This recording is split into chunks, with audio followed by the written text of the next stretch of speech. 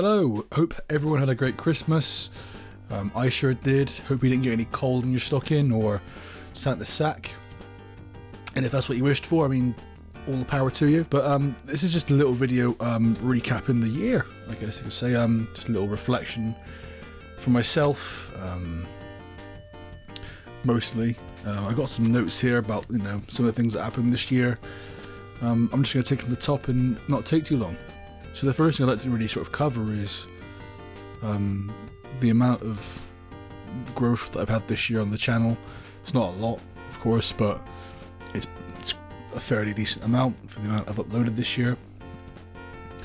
There's a lot of reasons for that. The job that I work is quite strenuous, and sometimes I'm burnt right the fuck out. So that's probably the reason why I don't upload so much. And hopefully next year, or the year coming up, that shouldn't be much of an issue, but we'll see.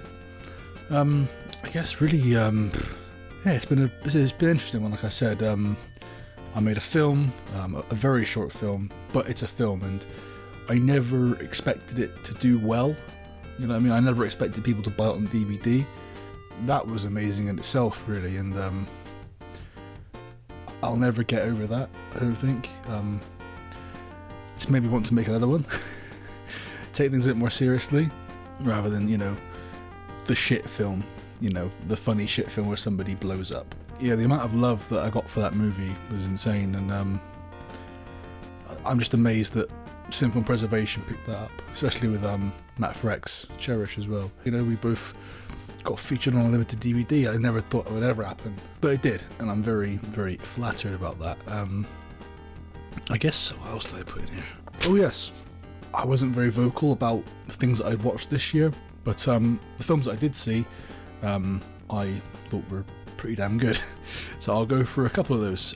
First off, we're going to hit up with Fish Piss, the Janice Click film, shot all on VHS. Surprisingly a very good film. I saw the trailer and I thought, I don't know about this. And when I watched the movie, I thought the trailer doesn't really do it justice at all. It was picked up by Troma Films on their streaming service, and I thought it was an absolute blast. I thought it was very funny, quite original, so to speak, as well. It's absurd, but in a really funny way, and the acting was pretty good too, and the actual camera work was very, very decent. I enjoyed it. It was a good film. Next up is Evil Dead Rise. Now, this for some reason caused some controversy. I don't know if anybody else noticed that, but on my threads people were saying, oh, it's shit, it's not very good, blah blah blah. And I thought it was pretty damn good. It was very different to the formula of Evil Dead. Obviously it starts off in a cabin and it's in a big tower block. That was a cool idea, having people, get possessed by their neighbours in a tower block. I thought that was a cool idea. I get why it would divide some people, but you can't please everyone. But I thought it was bloody, I thought it was gory, I thought it did something a bit new for the series. I thought it was a very, very good movie, and I recommend it, really. Next up is Saw X, or Saw 10. I went into this with not a lot of high hopes. The trailers looked okay, but it's trailers, isn't it? Went into this kind of completely blind. I knew it was going to be a prequel to when John Kramer has brain surgery to help remove his tumour. Excuse me. But the actual the people who get kidnapped actually deserve it because they're con artists, and I thought that was a very interesting twist to it. He's not become the Jigsaw that we know in Saw 1 to Saw 9, so to speak. But I thought it was very, very entertaining. The story was okay, it was decent, very clever at times, decent writing. There was so much blood and gore, obviously, for a Saw film. And Shawnee Smith makes a return, which is also pretty damn good. Hooray, she still keeps that weird Amanda hair, like she did in the early films, which I thought was pretty cool, And finally we have Godzilla -1. This absolutely kicked the shit out of most films this year, and it's absolutely fantastic. I've obviously been a fan of Godzilla for quite a while. I love the American Monsterverse films, I love those, but they were kind of silly. You didn't really want to stick around to see any of the humans.